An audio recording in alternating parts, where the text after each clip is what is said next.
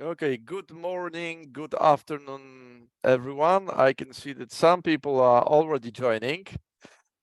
So grab a coffee, a glass of water, get some comfy place, sit and enjoy the session. If you can use the chat and tell me whether you can hear me and whether you can see me, then I would appreciate, because we will be using chat. Okay, yes, loud and clear, visible. We can hear you. Good afternoon. Good afternoon, Amit. Morning from Ukraine. Great to see you. Hello, it's perfect. Yeah. So these are the two most important questions nowadays in online reality and the teaching reality. Can you see me and can you hear the slides, or can you see the screen? We still got, we'll like have 1 minute for the people to join. Loud and clear. Ecuador. Okay. Hi, Alicia. Perfect. Thanks a lot. Lithuania. Great.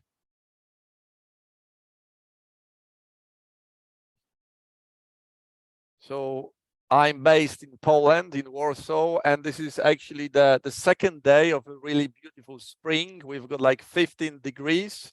So I hope that there is no, hello from Nepal. So I hope that there is no more temperatures around 0 degrees.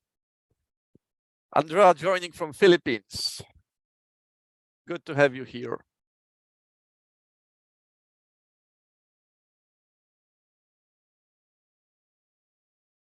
We've got India. Good to have you here. Nepal, Bulgaria, Bangladesh. So across continents, across borders, the online reality allows us to move forward. We are already having summer in Nepal. Just I keep my fingers crossed for my summer. Okay. So welcome to the series of webinars. I Teach PTE Academic, Build Your Learner's Confidence.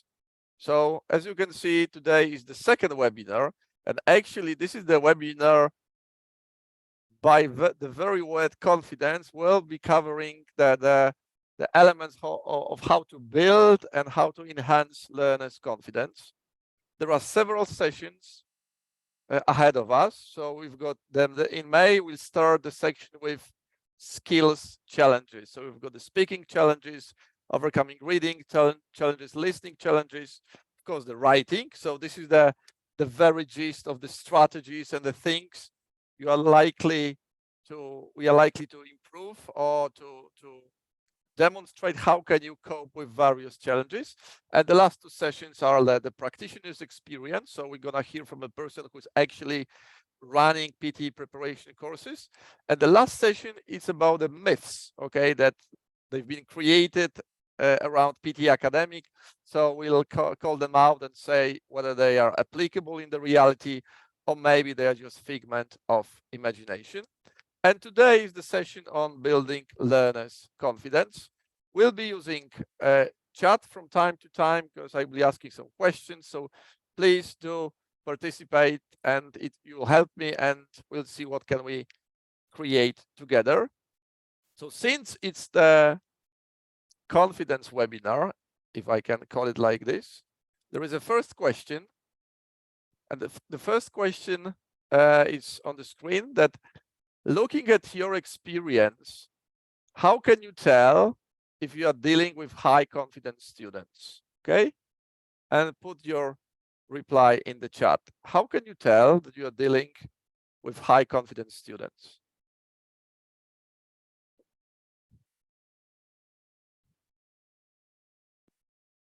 Active participation. Okay. Good eye contact. Extra concentration, the body language, the tone of voice. Okay, by his performance, Nancy, vocabulary, they are very active and responsive. There is an element of enthusiasm. There are some gestures. There's okay, they are confident. So as some say, the performance and experience. They are curious and ask follow-up questions. Okay, so curiosity is the element. Okay, they ask question. So now there is a second story. How can you tell if you are dealing with low confidence students. So the opposite direction. What signal would usually leave with you? They are shy. Okay, there's an element of motivation. They hesitate to speak. They hesitate to answer. They are silent and shy. Okay, some of you put depressive. Okay, nervous and asking for help. Okay, great. They are mostly silent. So these are the things that we don't like, whether you just throw a question and there is a silence in the room or even in the online reality. Okay, the voice is low and there is a body language, show they are jittery. Thanks a lot. So yes, we do know how to differentiate high confidence with the low confidence students. The name of the webinar is about the confidence. However, I'm going to be referring, so you'll get quite a solid background from psychology, because my professional background is in the psychology of motivation. So I hope you know. If not, then it's worth studying this guy, Albert Bandura. He's the one who contributed greatly to the learning theories. And in one of his works, he claimed that confidence, it's quite, it's not the best description for, because as you can see, that the confidence doesn't specify what this certainty is about. So you can be super confident that you will fail. Okay, so I know that we have a tendency and we use the confidence. And do you know a different term, which is in a sense more complex, but offers a better understanding of this confidence concept? Any one of you heard something similar? There's a different term, and I'm going to be referring to this different term more often. So we don't talk about the confidence, but we talk about something which is called competence. Close. We'll talk about something which is called the self-efficacy. So even from now on, well, when you'll be using the word confidence, I hope that you will mean the self-efficacy, or you can use the self-efficacy.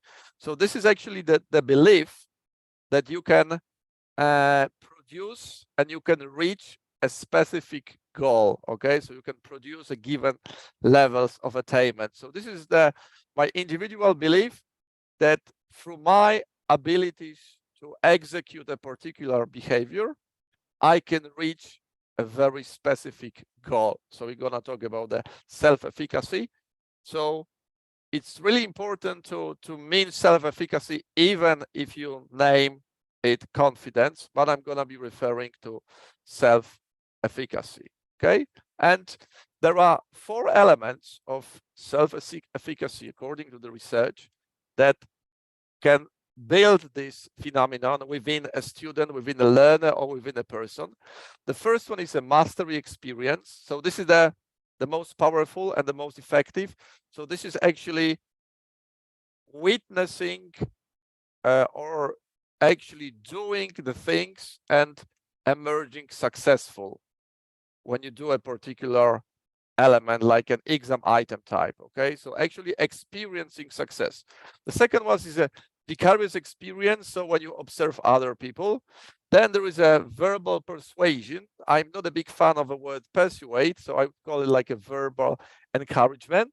And there are physiological and affective states. So it's about emotions. So these are the 4 channels that can either build self-efficacy or they can drain self-efficacy. Okay, and we're gonna talk about those 4 channels. What are the things, tangible things we can implement in the classroom reality?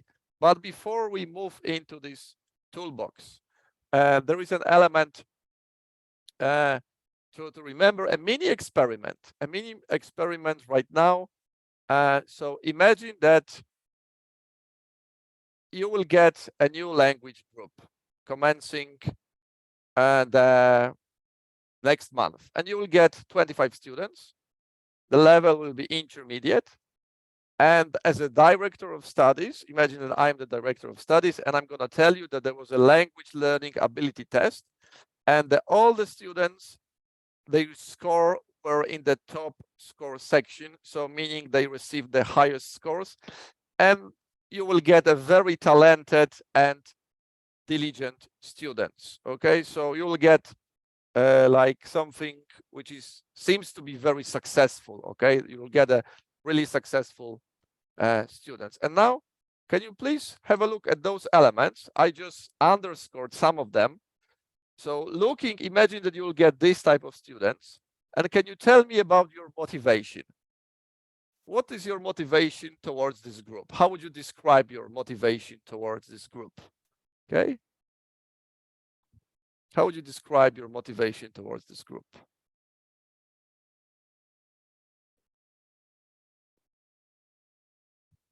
So is it high? Yeah, Mark, thanks a lot. High, okay. Okay. Not to give up, you'll get like a good students, okay, one of the best students, because they scored in the top section of the learning abilities test. Okay, what types of exercise would you give to these really talented and intelligent students? Okay, tongue twisters. Okay, okay, what else? Advanced questions. Okay, a mock. Okay, challenging ones. Thanks a lot, Carlos, because you're getting a really projects usually develop greatly. Thank you a lot. Time-bound practice. Okay, collocations, the oral flow. Yes, that's true. So you probably know what type of things, what type of test, what type of feedback would you offer to the group of really talented students. And now the second variation, imagine there is you'll get a different group, the same 25 students, the intermediate level, and there was a language learning ability test, but this time the whole group scored in the bottom score section. So you will get low aptitude students, the students that are not talented, the students who would you describe as problematic, okay? And now looking at this scenario, what about your level of motivation right now?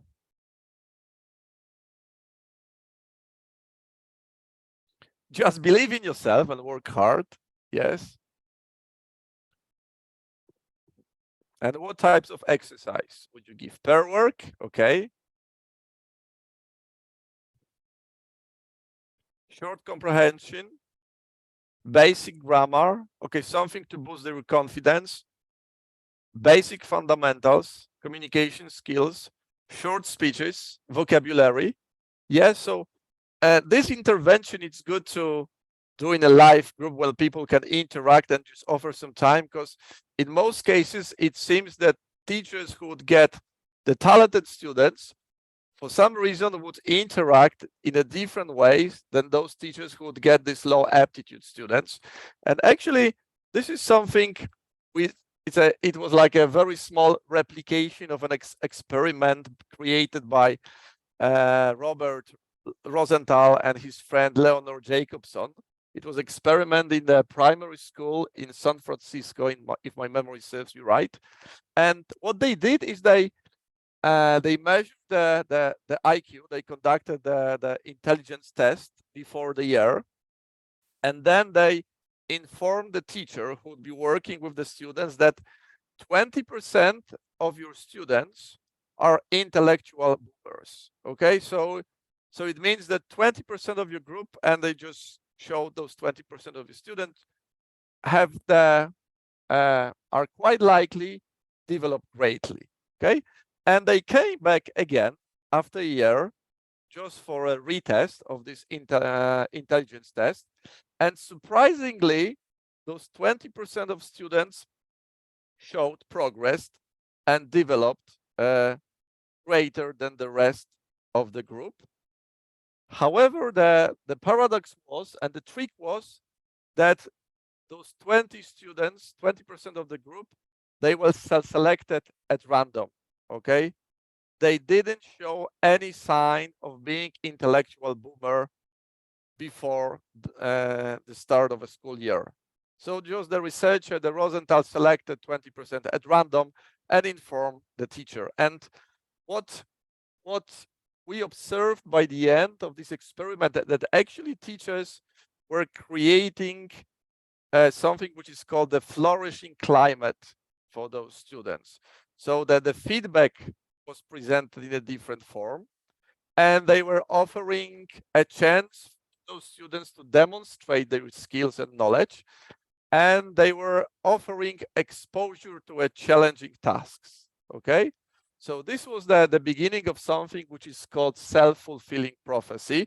And of course, it was not the determining factor, okay, because the most important is the effort of a student. Okay, however, the teachers were creating a bit different environment when they knew that they are dealing with the intellectual person. And the self-fulfilling prophecy, this is something which is also behind the stereotypes, okay? And there's a Claude Steele, the psychologist who works with the stereotype and the academic performance and the group minorities. And what he proved in his research is like when the group is asked to put and to name their ethnicity, and they know that they are in minority, they will get a lower score. When you inform in the experiments candidates that this ethnicity usually scores better, there will be a difference like around 10 points in the IQ test, okay? And looking at the everyday reality, what do we say to people? Girls do better at and boys do better at. Can you finish the sentence? Girls do better at. Any ideas? Girls do better at cooking, speaking, housekeeping, writing. Yes. And what about boys? Boys do better. Girls do better at counseling. Yeah. What about boys? Sports, immediately. That's true. This is the self-fulfilling prophecy in real life scenario. And of course, we have a tendency to say all the people find it difficult to deal with. Any ideas? All the people find it difficult to deal with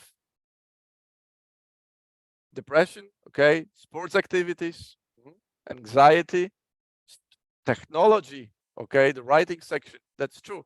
So in a very short, because we could design a different training on the self-fulfilling prophecy, people have a tendency to create a hypothesis. Usually it's false hypothesis. And then they interact with a particular person in a way so that this person reacts and shows behavior which confirms my hypothesis. To put it in real life scenario, imagine that I live in a block of flats and there is a new neighbor. And I look at him from my window and I say like, oh, I think he's an aggressive person because he's got bald head and he looks angry all the time. I think I'm gonna check whether he's aggressive in real life.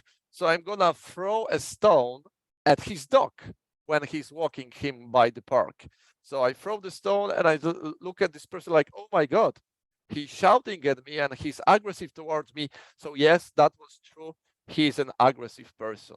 Okay, so this is how you can create the self-fulfilling prophecy. And of course, you need to have a possibility to interact with this person, like a student and a teacher, a boss, an employee, or a parent and a teacher. Okay, so this is the element of the self-fulfilling prophecy. So at the very beginning, it's good to ask yourself the question, what do I think about my new students? Okay, what is my energy towards them, and whether I'm being really objective when I deal with those elements. So this is part one, to remember the self-fulfilling prophecy, the notion of giving labels. And the second one, this is the wonderful research of Carol Dweck. If you don't know her, Google Carol Dweck and just get her book. I think the name is the New Psychology of Success. Carol Dweck did the research among children, the primary children, primary school, and the question she asked was the question like, how is it so that there are some people and some students that it takes them really a lot of time to bounce back from the negative experience, for example, when they fail? And how is it so that some students just regain their self-efficacy, they regain their self-confidence, and they treat mistakes in a different way, okay? And her discovery led to something that we already know in psychology, is that the children, they have a different understanding of their intelligence. And they build something which is called naive theories of intelligence. So basically and briefly, you can divide children into two groups: the helpless children and the resourceful children, okay? And the helpless children, they create something which is called entity beliefs. It means that they got it from genes, from their parents, from their grandparents, and they cannot do really a lot to change them. So the goal for those children, whenever they deal with a task, is to meet the requirement. So it's called the performance goal, okay? I need to reach a specific score, a desired score, because this is the goal of my education. When they are faced with difficulty, they result in helpless approach. So when those type of students fail, they usually say things like this: well, I cannot do anything about it.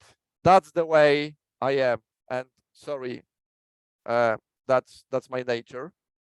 When they are confronted with difficulty, and especially in the acquisition period when you are learning, we'll meet a lot of difficulties. They usually treat the difficulty as a threat, or even more, they treat the difficulty as a failure. Okay, so when there is a challenge, it means failure to me. Emotional reaction, as you can see, those children and those students have a tendency to be really easily irritated. They are anxious, okay, and they cannot concentrate. They can burst out in anger and saying, okay, it's because of the teacher, it's because of the course book, it's because of the test, it's not because of me. And when you ask them, what is the reason that you are struggling? They say, well, I don't have the skills, basically. That's it. I don't have this thing inside to progress. So their perseverance is really, really small, okay? They usually give up quickly, and the motivation is external. Now, can you think of those incremental beliefs? So incremental means that this is the belief that I know that I can develop myself, okay? That I can change. How do they treat goals?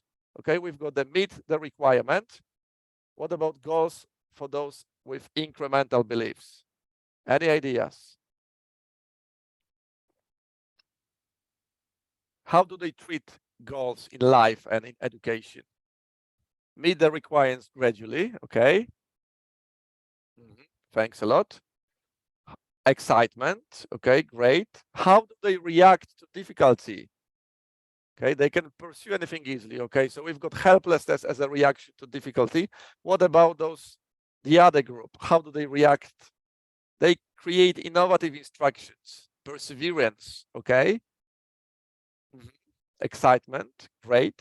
What about emotional reaction? Some of you already know it. So it's no longer anxiety, tension, and anger. It's more like excitement, okay? It's more like curiosity, yes. It's more like being open, okay? What about the source of difficulty? That's interesting. So here we've got lack of skills. What about incremental group? So the source of difficulty is not the lack of skill, but it's lack of vocabulary, lack of opportunity. Okay, great. So, oh, hold on a second. Yes. So now you see it. So when they react to difficulty, okay, they generate, as you correctly pointed out, they generate resources. The difficulty is a challenge. The emotional, you know it, I'm curious, I'm open. So the source of difficulty is not the lack of skill, but the source is like, I haven't studied enough. Maybe I didn't devote enough time to prepare effectively. The motivation comes from within, and they are quite perseverance. So they will go on training even if they are faced with difficulties. So in real life scenario, it looks like this. So you've got the the entity beliefs, so those fixed. So these are the sentences that those students are likely to say things like this. It was a piece of cake. I'm a genius. Please remember that it also suggests that they are fixed, that they cannot develop. Okay, forget about good essays. Why bother trying? I will never do it. Because I'm not intelligent enough. This group is much stronger, okay, and I'm not fit for this group. And what a stupid mistake. I will never get a desired score, okay? I'm a horrible learner. So these are the sentences that suggest that they are closed within their learning development. And a sample responses from those incremental groups.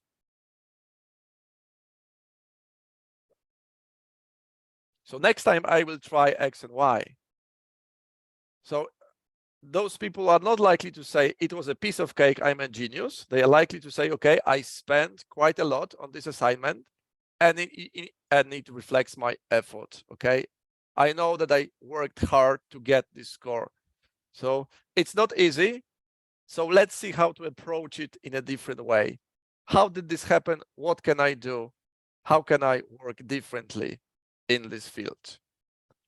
And the point is, and this is something really important, if you want to know whether you are dealing with those entity fixed, so the common name is a fixed mindset versus the growth mindset belief, or whether you represent the fixed mindset or the growth mindset, it's really important to observe yourself or to observe your students when people struggle. No, we shouldn't be doing it when everything is going smooth and by the number, because if everything is going okay, all the people are incremental, all the people have the tendency to grow, to develop, and to say that, yes, I can master my reality. The point is to listen to what people say when they experience failure. And these are the signals suggesting that maybe there is a reason that they don't have self-efficacy, because they believe that they cannot change and they cannot develop. So this is another foundation. So we've got the self-fulfilling prophecy. So paying attention to what is my belief towards the group, okay? And the second one, whether the students believe they can develop, or they come to your class and say, or maybe don't say, but they believe that, okay, I'm quite fixed, I'm set in stone, I cannot develop myself, I cannot do anything beyond what my body and my mind allows me to do, okay? So coming back to the self-efficacy and those 4 channels. So when you listen about those channels, think what are the things you can incorporate into your teaching reality. Is it about 1, 2, or 4, or maybe all of the elements required some form of development, okay? So the self-efficacy, and the first one, mastery experience. So what we want our candidates in exam preparation, we want them to say, and we want to listen things like, oh my God, I'm already doing it. I'm already going through an exam item type and I'm successful at it, okay? The thing to remember is something which is called effortful learning. Have you heard of the term effortful learning?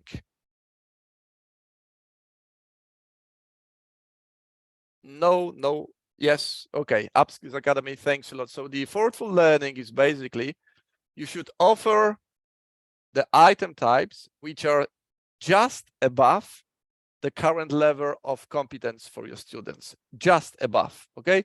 It has something to do with the concept of flow designed by Csikszentmihalyi. So whether the task, if the task is difficult and your skills are low, you are likely to generate anxiety.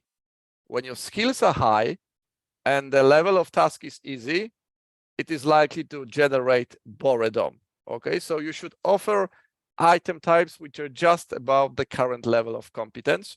Sometimes it means re-editing the item type, okay, changing the instruction, especially if you are dealing with the low self-efficacy students, because if you are dealing with the high efficacy students, okay, you can expose them to the challenging task, whether if they believe that they can develop, they will manage. But we are talking about how to help those low self-efficacy learners.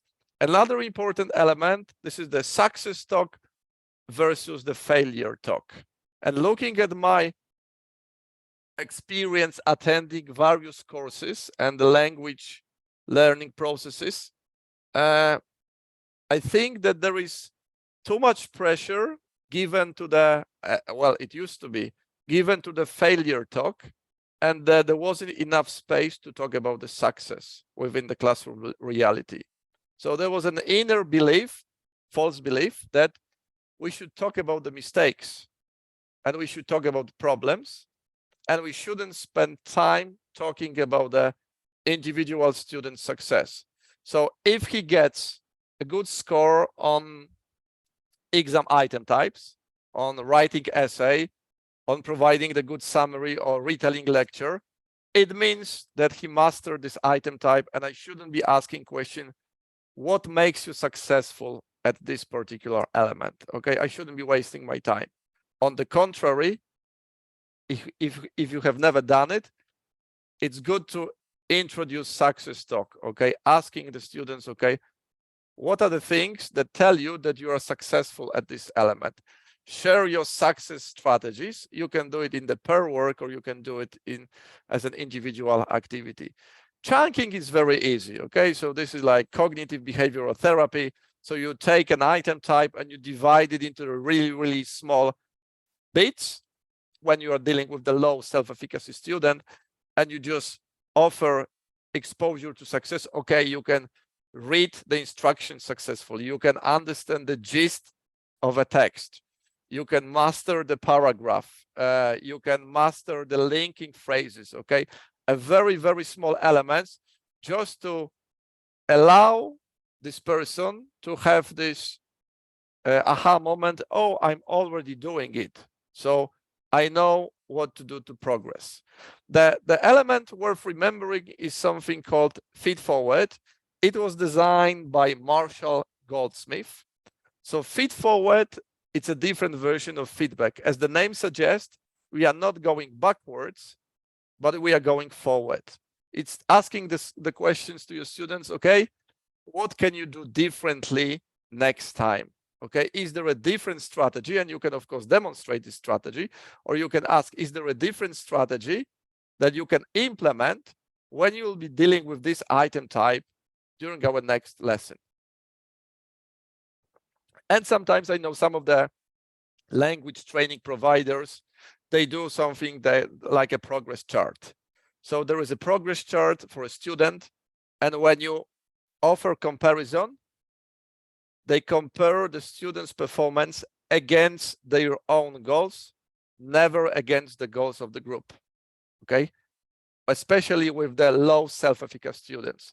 They don't want to be presented as the weak ones in the group. They already lack this inner belief, okay? So we need to contrast them against their own performance and against their own goal. So the mastery experience.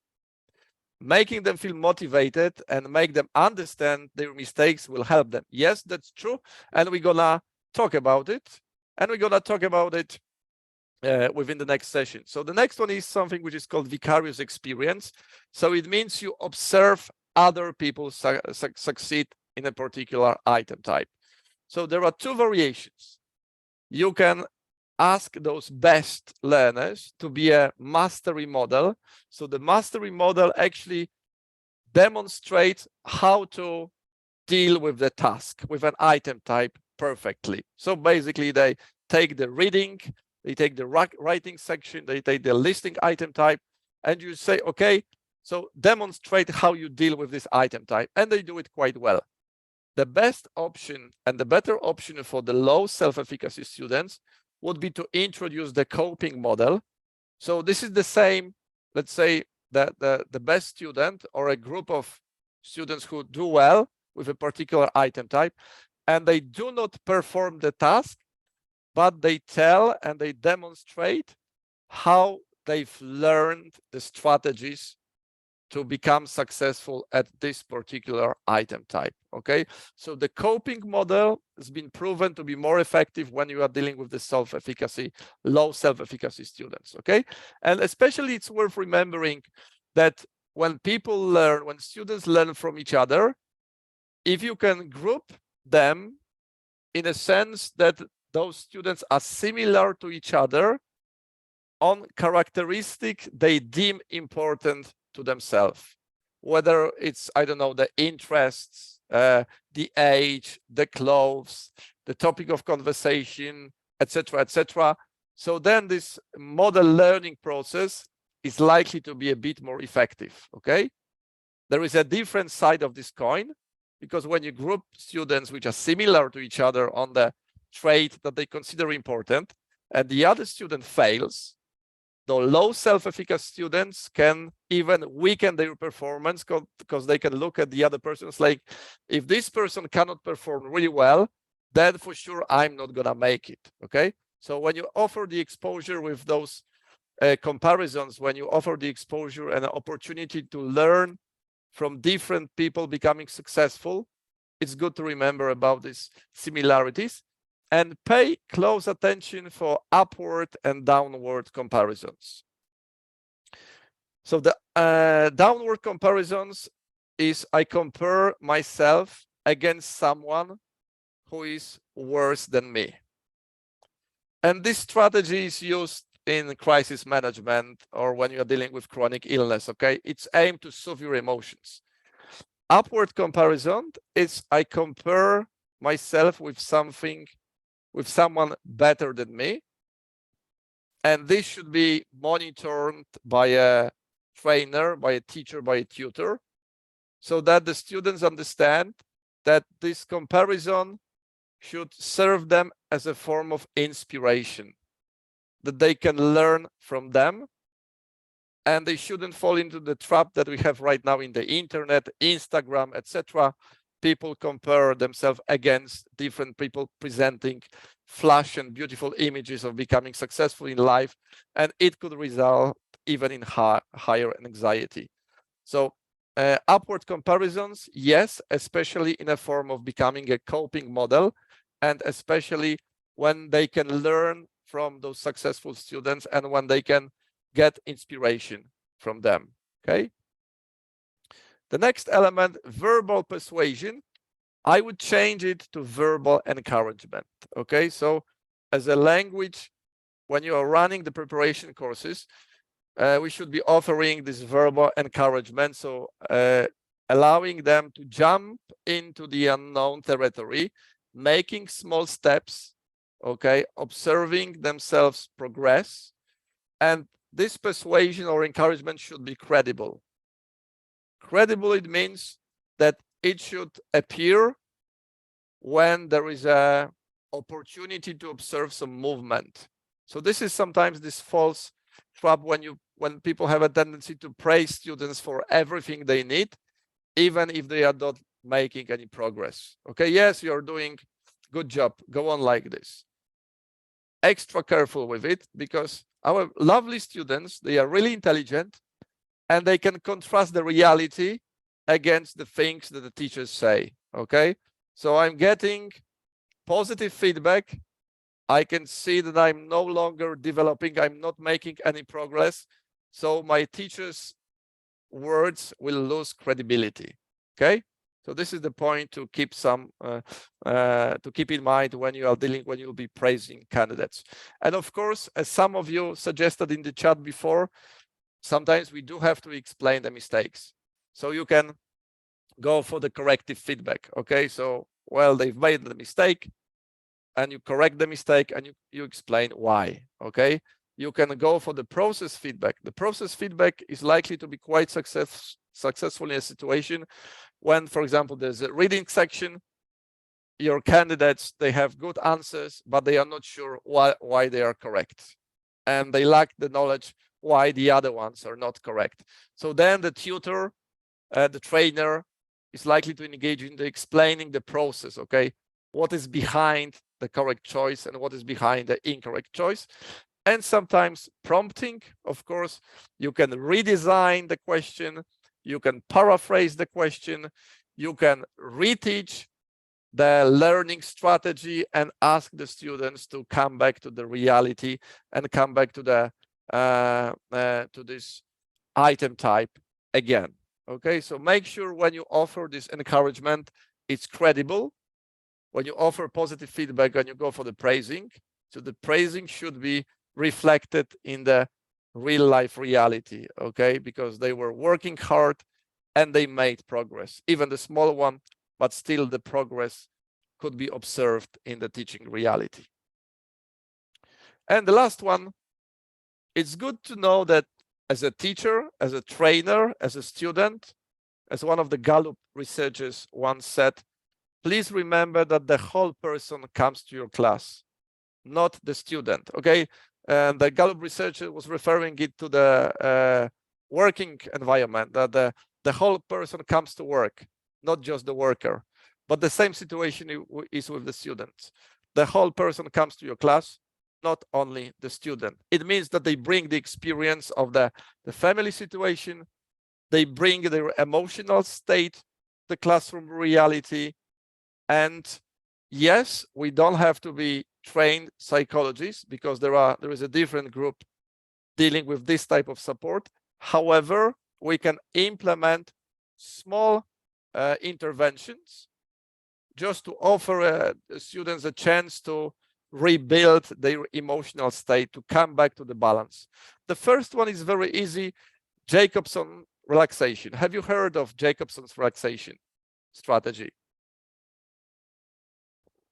Okay, so Jacobson relaxation sometimes is called progressive muscle exercise, progressive tension exercise. There is, when you just put Jacobson relaxation in the YouTube, this is the guy who used to say that you cannot have an anxious mind in a relaxed body. If your body is relaxed, you cannot be anxious inside. So this is a very small intervention. You can just enter it on YouTube and you will have like a whole guidance. And it could take from several minutes to the longer one. For the classroom reality, I guess few minutes is enough. When basically you ask a group to tense their muscles, to flex their muscles, and to reduce this tension, okay, to relax those muscles again. And you start from legs, through thighs, from abdominal, through chest, hands, forearms, biceps, etc. So you actually teach students how to flex the muscle and then how to relax the muscles. So you introduce the relaxation. Google Jacobson relaxation and see if you can incorporate it into the teaching reality. Another one, a very simple breathing exercise. Any internet source, or you basically, the easiest option, you ask your students to sit quietly. I know it could be a challenge, especially with teenagers, to sit quietly and to start breathing slowly. That's it. For a minute or two, it doesn't take long, but let them introduce this level of calmness when they are about to write an item type, exam item type, an essay, or whether they are about to engage in a challenging activity, okay? It could take several minutes. Dance of your life. This is my favorite one. Physical activity plays an important role in general in life. So what I do in workshops, physical workshops and online workshops, the small groups, either I choose my favorite song, and by the end of the class or at the very beginning of the class, I play the music and I ask the group to dance the best dance of their life for 2 minutes, okay? This is the variation. The second option, you divide students in pairs and you ask number one, your task is to perform the best dance of your life. And the role of number two is to mirror all the dance movement of partner with number one, okay? And it could take anything from 1 minute to 2-3 minutes. Sometimes you can ask your students to prepare their own favorite songs, etc. Okay, gummy bears as the last one. This is like how to work with mindfulness within the class. It takes 1 minute. I use gummy bears, but you can take nuts, you can take small pieces of chocolate, You can take raisins, anything you want. You just distribute one gummy bear to a person, and you set the timer for 1 minute, and you ask them to put the gummy bear into their mouth. They cannot swallow it, they cannot bite it. Their task is to close their eyes and for 1 minute do as much research as possible about this gummy bear, about the taste, whether it's hard or soft, whether it has texture or not. This is about this activity is aimed at bringing back a person who is anxious to the reality and to their senses. Okay, so if you're anxious, if you work under stress, if you suffer from low self-efficacy, you need to bring yourself back to the reality, because, for example, you can be in the catastrophizing mode. So you could be saying like, oh my God, I'm God, I cannot develop, I'm fixed, and I will surely fail the test. And you keep on replaying it, you're ruminating. So how can you expect effective process inside your head if you are in the catastrophizing mode? Sometimes you need to bring the students back to the reality and test it out and see if it works for you. Okay. The last one, very general, to implement choice and interest within the classroom reality. The more choice you offer, the higher engagement you're gonna get. But please remember, because this is the trap, sometimes teachers do offer choice only for the low self-efficacy students. You don't want to introduce divisions within the group. They already know that they are struggling.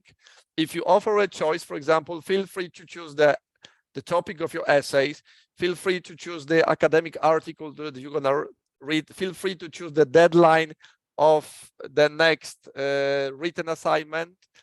Make sure it is applicable to the whole class, okay? Not only to the low self-efficacy student. And of course, we know that we should capitalize on the student's interest. So it's like being a detective, okay? Getting to know, what do my students talk about, okay? What are their hobbies? What are their interests? What do they love doing in their free time? And just putting in those elements within the language class, okay? So this is something, choice and interest. And the last one is like, every lesson should start, or maybe not every lesson, but from time to time, you should start with a question, what went well yesterday in your life? This is a very simple question. A nice per work activity. What went well in your life? Okay. Can you tell me, can you put it in the chat? What went well in your life yesterday? Private or professional one? This is the question I have for you. What went well yesterday in your life? Got appreciated. A student scored 90. Thanks a lot. Okay. In speaking, very engaging session. I get rid of my foot pain. Yes. I had amazing meditation. That's true. I spent quality time with staff members. I'm getting trained. I booked a holiday, Hillary. Great. So remember, when you're dealing with the low self-efficacy students, the whole person comes to your class, not just the student. Sometimes if they are in this catastrophizing mode and they say that I'm weak, I cannot develop, this small question could reopen the gate for the development, because they will see that there is at least one element that worked well in my life, okay, as regards yesterday. It could be the per activity, it could be the mini group activity. You can elicit some answers, you can divide professionally, in private, period, okay, up to you to play with it, just to offer them a chance to see that they did something or something positive happened in life. And the second intervention comes from my boxing coach. Long time ago in my high school and primary school, I used to train boxing. And then after I finished my training and I had a conversation with my coach, he used to say that every training should finish with a sense of achievement. No matter how hard and challenging it was, the people should leave my class with a sense of achievement. Okay, this is the question I have for you without answering. How confident or how sure you are that your candidates finish a lesson with a sense of achievement? Or maybe you say, okay, homework page 20, exercise 1, good day. Okay, so the sense of achievement, sometimes it could be provide one word, one sentence of something you've learned today. It could be the written assignment, it could be the oral assignment. If it's a very small group, you can say like the students are leaving your class and you can get like high five. So they clap your hand and they say one thing that they've learned during the class. So start with what worked in your reality and finish with a sense of achievement that yes, it was challenging, but I've learned something. Okay. I really like this intervention. None of my teachers introduced this in any of the courses that I attended. How about instead of offering an F grade on the test, meaning that they failed, you will start offering the grade which is called not yet. Okay, so when you get a student with for example, a practice test or an essay and it went horribly wrong, so you can put an F. Okay, or you can write using the red pen, of course, the most beautiful color. You can write not yet. Would you see what is the difference between an F and not yet? Okay, can you type it in the chat? What is the difference between an F failed and not yet?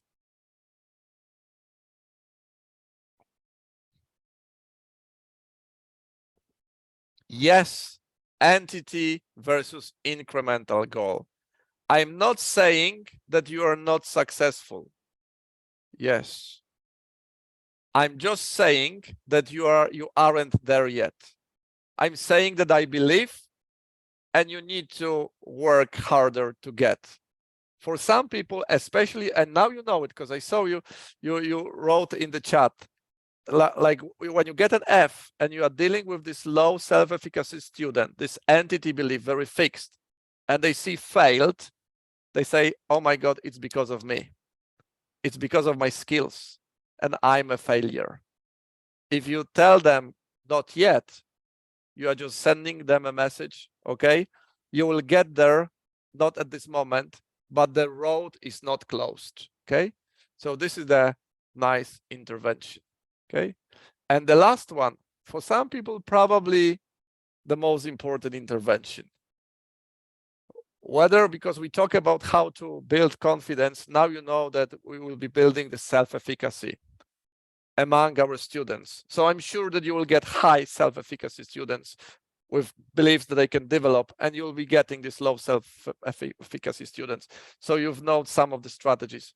But sometimes at the very beginning, it's good to look in the mirror, okay? And just look at yourself and just ask an open question. What about me as a language provider, as a trainer, as a teacher? What about my self-efficacy? Do I truly believe that as a result of my actions, I can reach the specific goal? For example, I can help my students progress in their educational life and get placed at the university. Do I truly believe? And these are the questions I have for you. You can copy them and you can spend several minutes answering them privately. So how can I allow myself to see and I acknowledge my own success? Okay, so the word allow here is really important because I know some people, they never allow themselves to acknowledge their own success. Okay, they always go, okay, the lesson was okay, I did it well, forget about it. What I really need to concentrate is on those challenging elements.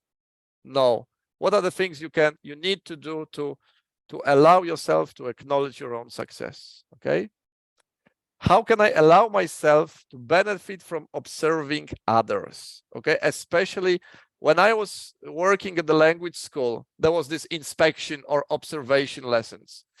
They happened twice a year, and they were always treated.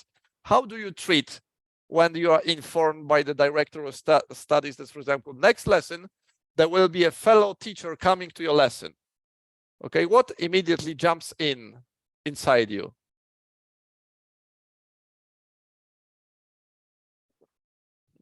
The director of studies tells you, okay, the next lesson you'll have an observation. Your fellow teacher will come and observe your lesson. Fear. Yes, that's true. Thanks a lot. Panic. Oh my God. Either something's wrong with me, they will be judging me, I'm gonna feel anxious. And yes, I totally agree. You see, this is the entity belief. Anxious, fear, panic, judgment. Incremental belief means, okay, he or she will come to my lesson because she wants to or he wants to observe the lesson, and I can learn from his observations. Okay, and I know it's not easy, but this is like peer-to-peer learning. Okay, observing others, so that instead of waiting for this inspection, you can say to your fellow teacher, why don't you come to my lesson and observe the lesson and tell me what would you improve? Okay, this is like a very beautiful way of saying, becoming true about yourself. Okay, tell me, how could I improve? How could I bring my teaching skills to the next lesson? Okay, the third question, what kind of feedback do you need to progress? And what is the source of this feedback? Okay, and if you are not getting feedback from your activities, because the inspections happen twice a year and there is a quality questionnaire at the end of the course when people answer anonymously, yes, no, etc., maybe it is time to reach for this feedback and ask a person directly, come to my lesson. I value you as a teacher. I value you as an expert in my language school. Please observe my lesson and tell me what you think to it. Being open to the things that you can hear from this person. And the last one, the same, like, remember that the whole student comes to your class, not whole person, not as a student. The same with a teacher. The whole person comes to the teaching reality, not only the teacher. Yes, I know that people talk things like leave your problems behind. But if you cannot address the emotions, if you come with anxious mind to the lesson because you've had like a really ineffective and aggressive conversation with your partner at home, it is likely that this energy will be introduced within the classroom reality. So maybe the gummy bear is for you to sit quietly 1 minute before the lesson and just to have a taste of a gummy bear. If you don't like eating, you take anything you have within your sight, like a pen, and you spend 1 minute trying to examine the pen in as many details as possible. If you are a coffee drinker, you spend 1 minute savoring the smell of the coffee, okay? Just bringing back the person to the reality. So these are the questions. I hope that you noted them, and sometimes it's good to ask yourself this question, because the self-efficacy is not only about the students, it's also about the trainers and the teachers. Okay, so that would be all. As a quick summary, we started off is like, how can you tell whether you're dealing with the high confidence and the low confidence students? Now you know that it's good to talk about the self-efficacy, Albert Bandura. We had a mini we tried to recreate the experiment by Rosenthal about the self-fulfilling prophecy. So what do you truly believe about your students? What are your expectations towards the group? And the self-fulfilling prophecy. Then we had Carol Dweck, the new psychology of success, the entity belief, incremental belief. Yes, I can develop. No, I cannot develop. And every difficulty is a failure. Then we have 4 channels of self-efficacy. So you need to make sure that your students become successful, that they say, okay, I'm doing it. that they can learn from other people, especially in coping models or the mastery models. Okay, please remember to offer encouragement, but be gentle and careful when you offer the encouragement and positive feedback. It should correspond to the reality. And the effective management, there is a dance of your life, there's a breathing exercise, Jacob's relaxation, or a gummy bear to introduce within the language class. And yes, you can do it. And the last element was about personal question. It's not about students, but it's about teachers as well and their self-efficacy. So if you can build your self-efficacy, then you will be quite likely to help and to offer the support in dealing with self-efficacy when it comes to your students. That would be all from me. I really appreciate your interaction within the chat box. Take those ideas, experiment with them in your private and professional life, introduce changes within the preparation courses, and remember that your students and you yourself can develop. Okay, this is the point. Thanks a lot. Enjoy the rest of your beautiful day.